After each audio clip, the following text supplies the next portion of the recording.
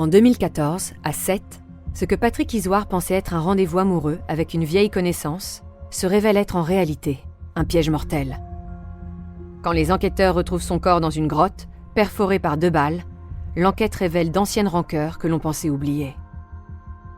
Bienvenue dans Au bout de l'enquête, l'affaire Patrick Isoard, épisode bonus. Cher Alain, professeur de criminologie, j'avais besoin de vos lumières d'experts pour éclairer cet épisode bonus d'Au bout de l'enquête. Bonjour Marie, c'est toujours un plaisir de pouvoir expliciter, rendre clair, transparent ce que sont les outils de la criminologie et donc la manière dont les enquêtes sont menées. Pour la première fois dans cette affaire, les enquêteurs semblent donc avoir une piste grâce notamment aux données de géolocalisation des téléphones. Alors Alain, qu'est-ce que la géolocalisation ?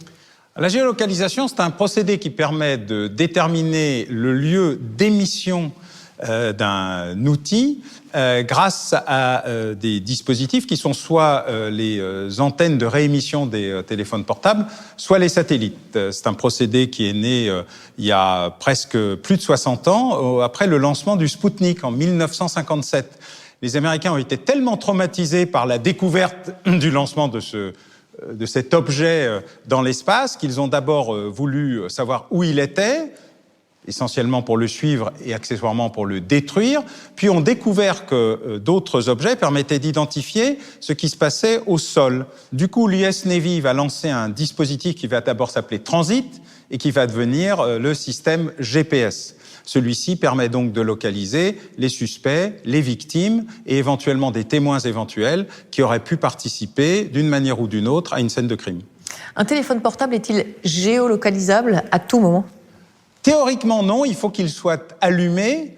Il se trouve que c'est un peu plus compliqué car on peut aujourd'hui allumer un téléphone portable à l'insu de son propriétaire, mais une fois que le dispositif émet, alors à ce moment-là, on peut avoir des données de localisation de manière absolument permanente. Par ailleurs, il peut être aussi important de constater qu'un appareil éteint à un moment précis pour déterminer qu'à ce moment-là, un suspect voulait cacher sa position et il est donc aussi important de suivre un GPS que de signaler qu'il s'est éteint à un moment particulièrement essentiel dans une enquête criminelle.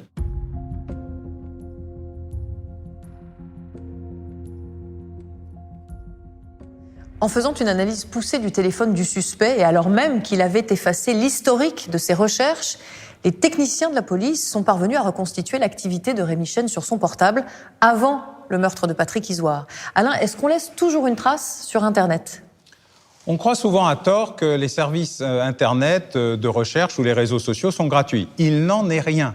Pour exister, ces services ont besoin de vendre quelque chose. S'ils ne les vendent pas à l'usager, ils les vendent à d'autres. Et qu'est-ce qu'ils vendent ? Des données. Les données sont des données de connexion, d'utilisation, de recherche de produits, de mouvements.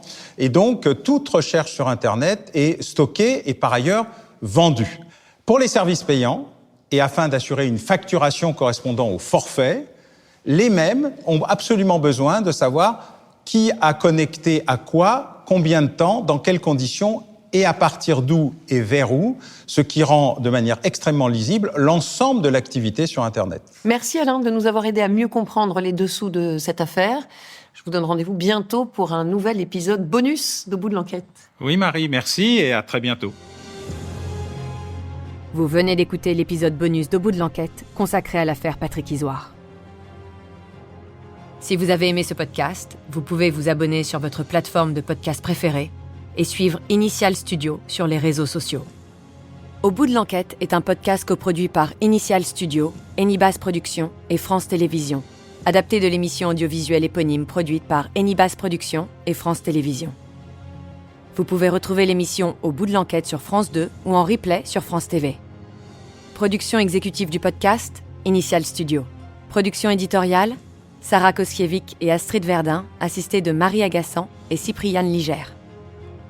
Montage, Camille Legras. Avec la voix de Julie Drey et Marie Drucker.